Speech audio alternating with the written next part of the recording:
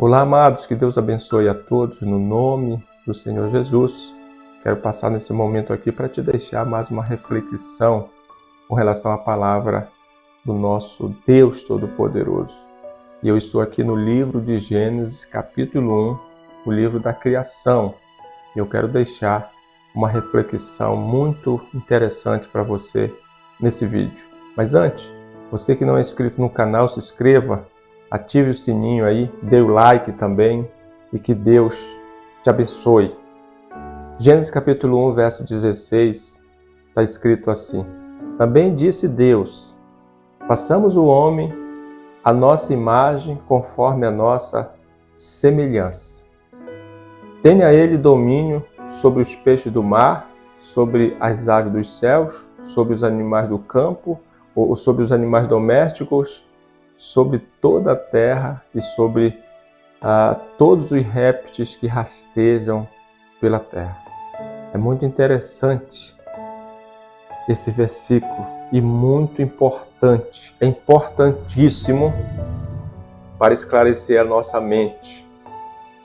Hoje a gente vê o mundo afogado no pecado, afogado nesta destruição que o pecado causa.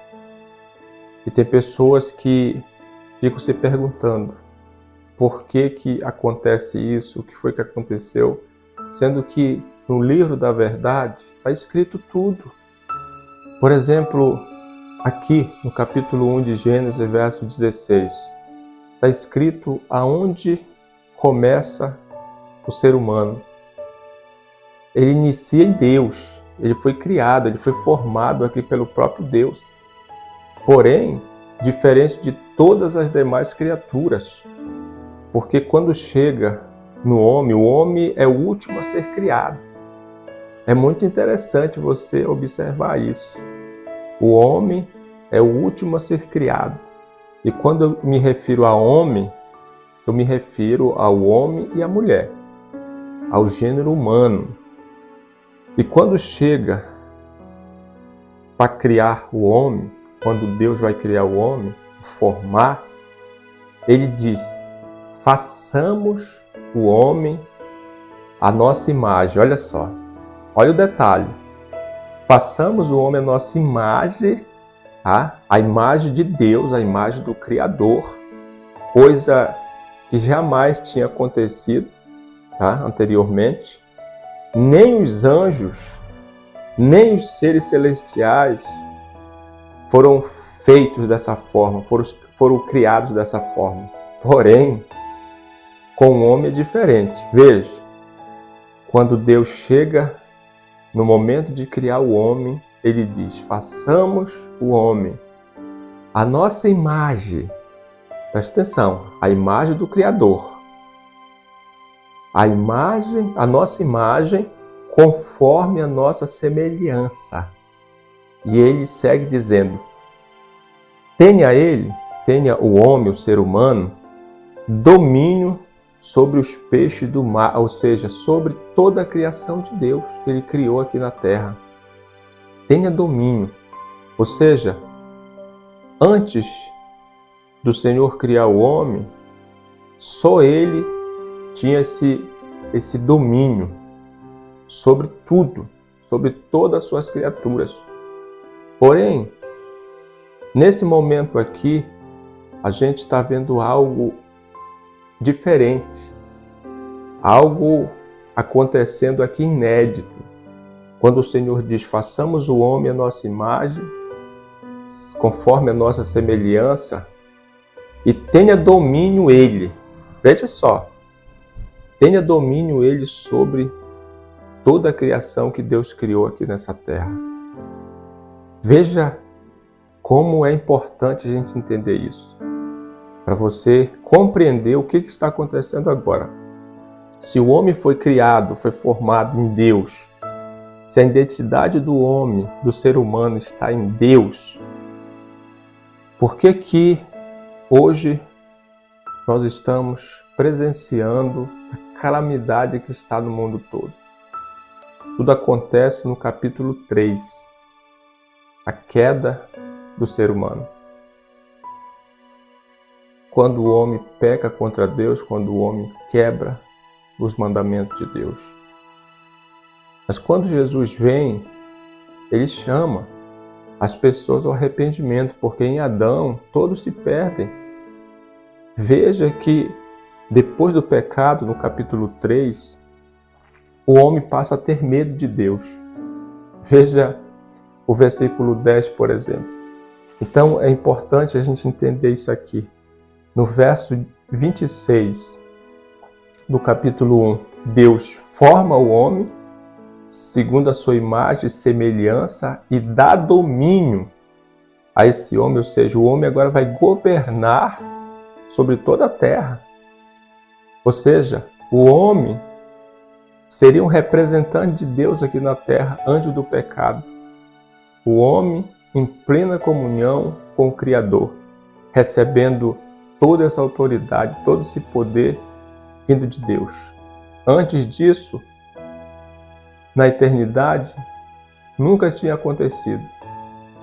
E no capítulo 3, a queda do homem, quando desobedece aquilo que Deus ordenou. E no capítulo 3, do verso 10, quando o Senhor vem falar com o homem no jardim do Éden, o homem ouve a voz de Deus e agora se esconde. Aquela criatura que foi criada perfeito, que foi criado e formado segundo a imagem e semelhança de Deus, que recebeu esse governo aqui na terra para administrar toda a criação de Deus, agora está se escondendo de Deus. E no verso 10 o homem diz: o homem respondeu: ouvi a tua voz no jardim, e porque estava nu, tive medo e me escondi. Que coisa interessante a gente compreender, entender todas essas coisas.